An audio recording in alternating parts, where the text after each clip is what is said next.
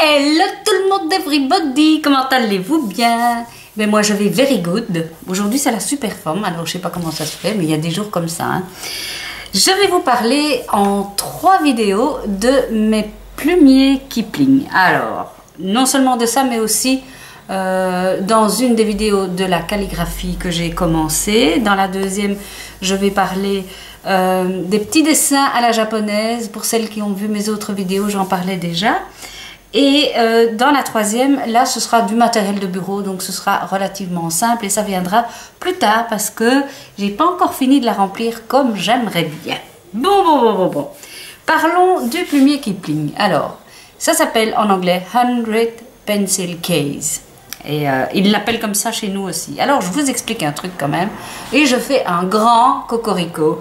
Kipling est une marque belge.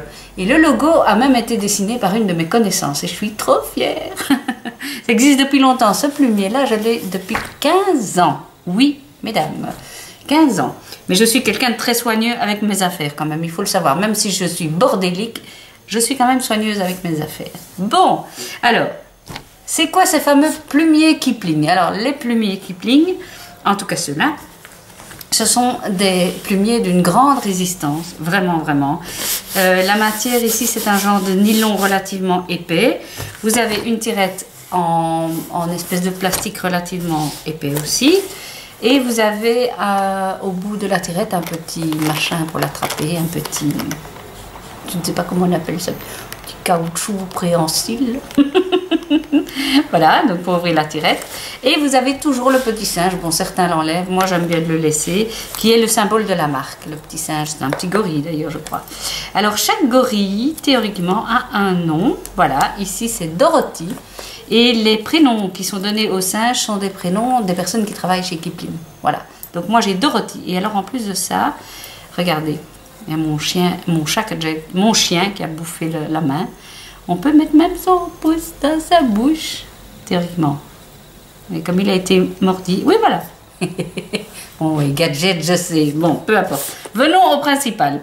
Bien, quand vous ouvrez la boîte, voilà. Vous avez ici, je vais essayer de bien me mettre, parce que j'avais déjà tourné la vidéo, mais j'étais complètement hors cadre. Donc ceci, ça va être ma trousse de calligraphie, ok. Donc j'ai les feutres Staedtler que vous connaissez probablement. Il y a 2 sortes. Il y a ceux qui sont progressifs, donc vous avez chaque fois un numéro, voilà. Et c'est une tige en métal avec une toute fine pointe feutre, fine ou plus grosse selon ce que vous avez choisi. Et ça, je les ai pris pour accentuer la calligraphie, mais j'y suis pas encore du tout. Bon, je les avais, donc je les ai rangés là. Et j'en ai un ici qui est un Lumocolor. Et ceux-là, ils écrivent sur toutes les surfaces, même glissantes. Le verre, le plastique, etc. Celui-là aussi d'ailleurs. Oui, celui-là aussi. Alors deux crayons. Allez, porte-mine. Voilà. J'ai ici mes favoris du moment. D'ailleurs, dans la trousse, il n'y a que ceux que j'aime bien. Parce que je vais vous parler après de ceux qui n'ont pas fonctionné pour moi. Voilà. D'abord, on va commencer par quoi? Par les Prismalo, Fibralo, pardon. Fibralo. Alors, Caran d'Ache, je viens de les sortir il n'y a pas si longtemps. Je crois que c'était l'année dernière. Ça se vend dans une pochette comme ceci. C'est pas bon marché, mais sachez que j'ai les autres avec l'autre pointe depuis 15 ans aussi et ils fonctionnent toujours bon. Ok, je les utilise pas au quotidien, je suis bien d'accord. Mais quand même, ils restent bons, même stockés et même inutilisés, ils restent bons. Ils ne perdent pas leur fibre, leur couleur, voilà. Ce sont des couleurs très vives qui sont aquarellables, donc ça c'est génial pour faire des effets. Et la différence avec les anciens, c'est justement cette mine. Je vous la montre. Voilà, donc c'est un petit peu comme un pinceau. Elle est plus courte que les autres que vous allez voir après. Et alors, je vous montre un peu ce que ça donne. Essayez de faire de la place. Et d'être dans le champ, ce coup-ci. Là, je suis dans le champ. Je me rapproche, peut-être je vais me rapprocher. Là, comme voulant me rapprocher, je m'éloigne, j'éteins. Bravo Anne-Marie. Donc, je vais me rapprocher. Voilà. Donc, le propre même que vous allez apprendre du lettering, c'est on monte fin on descend gros. C'est comme ça que je retiens. Donc ça, aucun souci. La pointe reste très fine.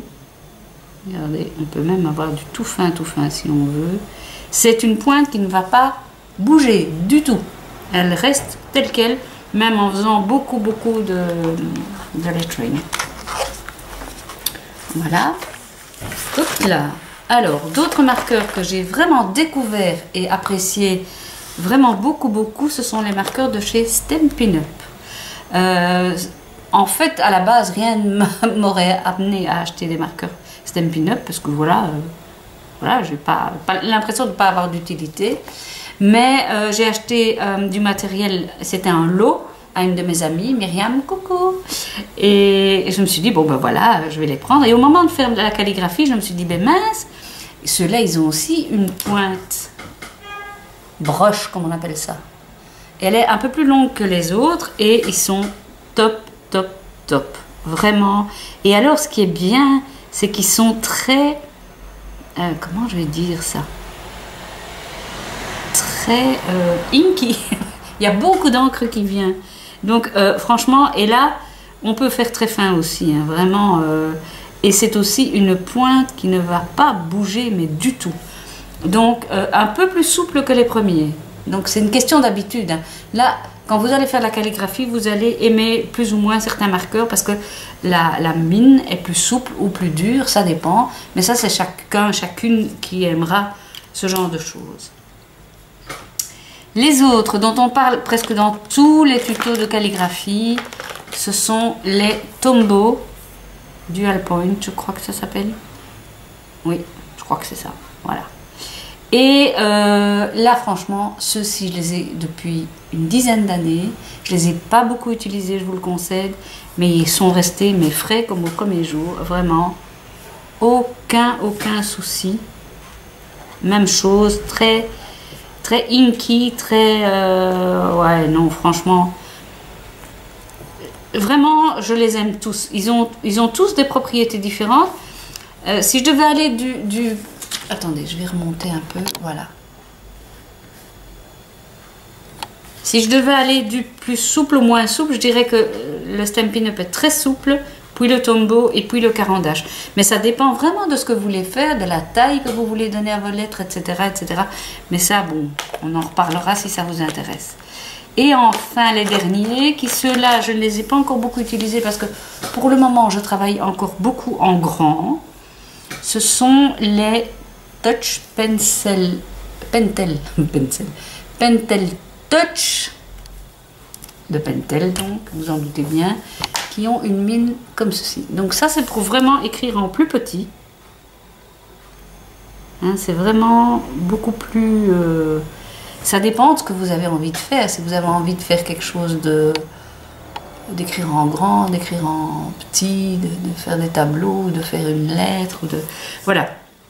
Donc voilà ce que j'ai pour le moment. Parce qu'évidemment, j'ai vu un tas d'autres choses qui me plaisaient bien, mais j'ai pas envie de faire des dépenses pour le moment. Ça ne sert à rien. J'utilise ce que j'ai. Et voilà, je trouve que c'est déjà pas mal. Bien, je vous parle maintenant des marqueurs qui m'ont déçu, que j'aime moins, on va dire. Ils sont bien à la base, mais pour ceci, pour ce qu'on veut faire, j'ai été déçue. Alors, je vais vous expliquer. Il y en a deux. Il y a les Distress Markers de Tim Holtz, de chez Ranger. Et il y a les Memento de chez Tsusineko. Voilà, je les avais achetés quand je travaillais pour Scrap Plaisir. J'en avais beaucoup, j'adore les couleurs et tout. Je vais commencer par celui-là.